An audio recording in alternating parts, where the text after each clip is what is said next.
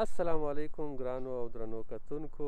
نن راغلی یم د افها ډورټموند ته. افها یعنی فاخ هوخشول ډورټموند چې په انګلیسي کې ته یونیورسټي آف اپلاید ساینسز ډورټموند وایي. دا تخنیکي پوهنتون د ډورټموند ده. تخنیکي په دې معنی چې دلته د تیوري درسونو سره په څنګ کې په د هوخشولو کې یا دغه اپلاید ساینسز پوهنتونو د المان کې عملي کار ډېر زیات کېږي. یعنی دغه رشتې چې اوس دلته په دې پوهنتون کې وړاندې کېږي او محصلین دلته دي، دا سړی کولی شي چې په عادي پوهنتون کې چې یونیورسټي ورته وایي هم ووایي، خو هغه کې به بیا فرق د اپلاید ساینسز یونیورسټي سره دا وي چې هغه هلته په عملي کار نظر دو پوهنتونو ته کم وي او تیوري به پکې زیاته وي. نو ما هم پوهنتون نه دلدلی، تاسو هم نه دلدلی، راځئ چې په ګډه یې سره وګورو. لکه څنګه چې وینئ دوستانو،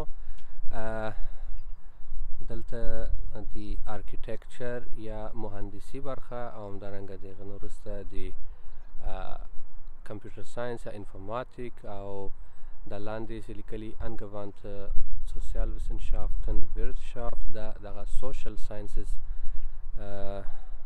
برخه ده چې دغه درې پوهنځۍ د فاخهوخشولې ډورټموند یا یونیورسټي اف اپلاید ساینسز اف ډورټموند کې دلته دي.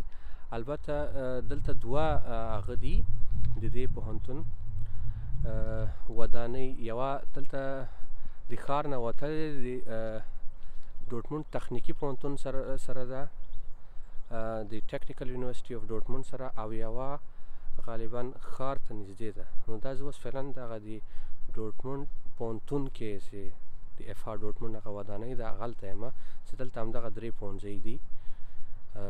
دغه دا د هغه دروازه ده، هلته چې وینئ افها ډورټموند، لکه څنګه مې چې مخکې یادونه وکړه افها فاخهوخشولې ته وایي، یعنې یونیورسټي آف اپلاید ساینسز. اوس د کرونا له وجې هر څه بند دي، محصلین درسونه آنلاین وایي، نو دننه اجازه نه لرو چې لاړ شو. د باندې نه به یې درته وښیم.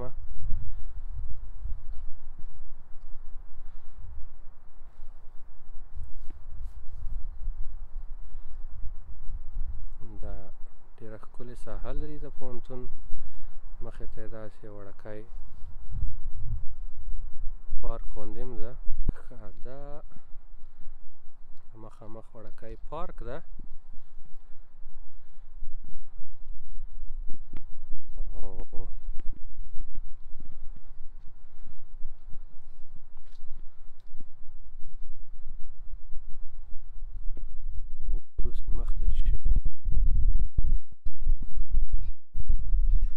څنګه چې وینئ ډېره ښایسته هوا ده، خو داسې محصلین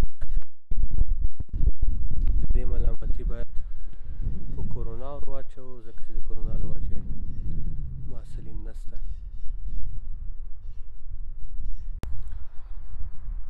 ښه، دا د پوهنتون شا طرف ته، زه د بل خوا ته راغلم، ما ویل چې دا خوا هم درته وښیم.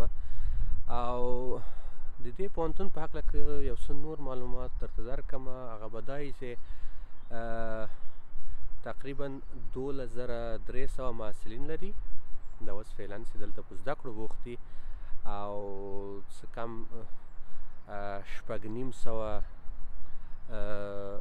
کارکوونکي لري چې په هره برخه کې یعنې په کار بوخت، یعنې له استاز نه نیولې بیا پسې همداسې مامورین نو دا ټول، نو تقریبا 6,500 کارکوونکي لري، 210 پروفیسره لري. نو استادان یې اکثره د پروفیسري په کچه استادان دي، یعنې پروفیسران ډېر زیات لري. او لکه څنګه مې چې مخکې یادونه وکړه، یو ځل به بیا ووایم چې د هغه کسانو لپاره د پوهنتون څوک چې غواړي د تیوري زده کړې سره عملي زده کړه زیاته زده کړي، یعنې د زده کړې په وخت کې، یعنې یو خو فراغت نه وروسته هم سړی کار کې عملي شی زده کوي، او یو د کار نه مخکې. دغه دوستان دا سکای ټرین ده یا ایچ ټرین ورته وایي، های ټرین د پوهنتون مخې ته ځي، او دا دغه د پوهنتون دغه نور کیمپسونه چې لرې دي هغه یو له بل سره نښلوي. البته د اف ها ډورټموند او د ټي یو ډورټموند چې هغه ټیکنیکل یونیورسټي اف ډورټموند ده دغه دواړو لپاره له دغه سکای ټرین یا دغه هوایي ټرین نه استفاده کیږي. دا مخامخ چې تاسې د تعمیر وینئ د 240 نمبر تعمیر او بیا هم هغه خواته نور تعمیرونه شته هغه ټول د ټیکنیکل یونیورسټي اف ډورټموند د ډورټموند تخنیکي پوهنتون مربوط راځي او د دغه اف ها ډورټموند مربوط نه راځي. د محصلینو لپاره یو بهترین سهولت چې د هغه دا ده چې په پوهنتون کې دلته دغه بایسکلونه دي او د محصلینو لپاره مفت دي. یعنی د محصل په حیث سړی کولی شي چې دا بایسکل راواخلي او هر چېرته چې ځي خپل ضرورت پرې رفع کړي.